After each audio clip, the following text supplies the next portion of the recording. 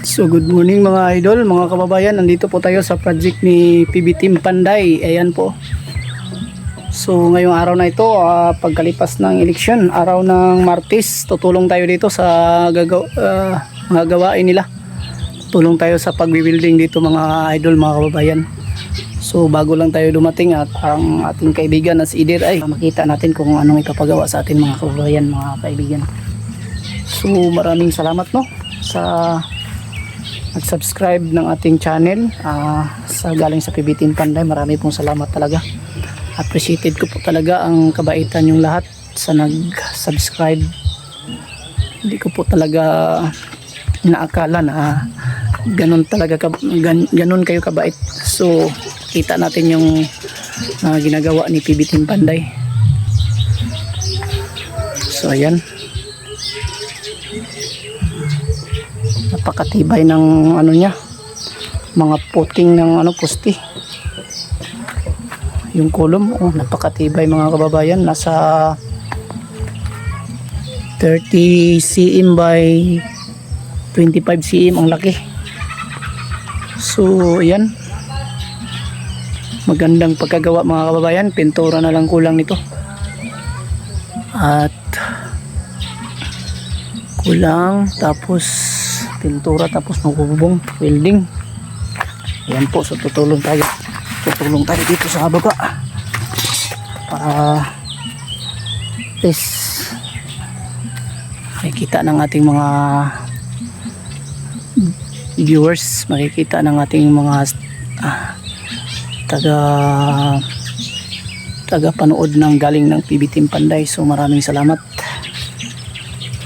Ayan, mamaya ayan o, yan dito, yan natin dito mga kababayan. So napakatibay na ito mga kababayan. Yan, kulang ng pangtambak ng lupa dito sa loob.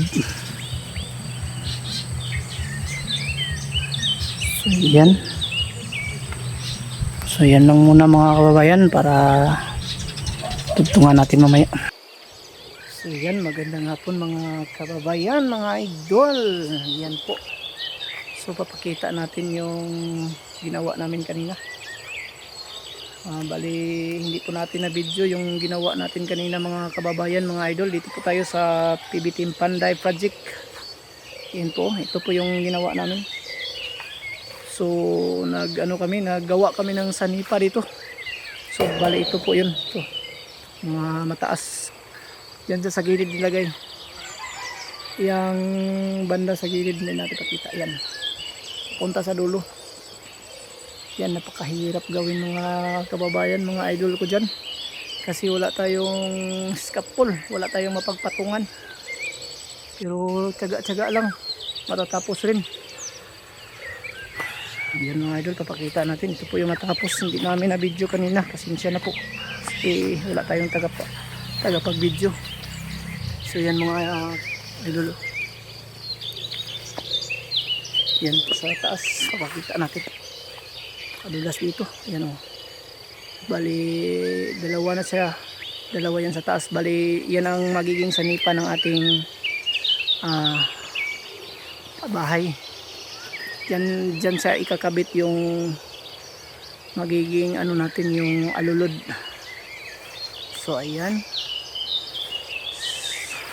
dito tayo. So yung kasamahan natin kanina dito, nagukay sila ng puso negro dyan sa baba. So dito tayo, para na tayong si American boy, ang namumula yung natin mukha sa sobrang init ng welding. Yan, maraming salamat sa mga subscriber natin, mga bago galing sa PB Team Panday. Yan po, papakita na puso negro na hinukay nila dito po sa ilalim. Yan. So ng hapon uwi tayo sa ating barangay, uwian po tayo. So yan lang mga idol, kita natin yung kaibigan natin si PB Team Panday at ang kanyang kasama. Dito sila oh.